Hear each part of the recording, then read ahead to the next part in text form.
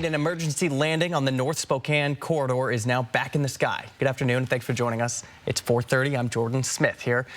All lanes are now back open after an eventful afternoon for North Spokane. Here's Hunter Bertram with why that plane was forced to land on the highway in the first place. Jordan, at 12:47 this afternoon, a small plane made an emergency landing in the middle lane of Highway 395. It's unknown at this time if there were any vehicles passing by.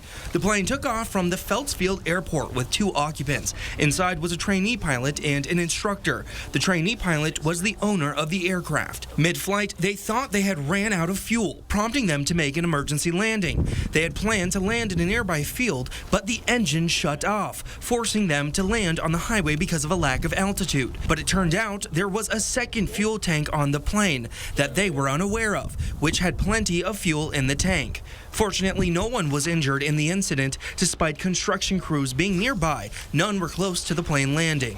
Once Washington State Patrol conducted their investigation and the FAA was made aware of the incident, crews on scene worked out a plan of how to remove the plane. At 3 p.m., a mechanic from Deer Park inspected the aircraft, and once they were done, they took off from the highway heading southbound. Before its departure, they measured the highway and determined it was long enough for takeoff. In all, the Washington State Patrol told me this was a best-case scenario and gave kudos to the pilots who landed the aircraft safely and not injuring anyone else. In Spokane, Hunter Bertram, 4 News Now.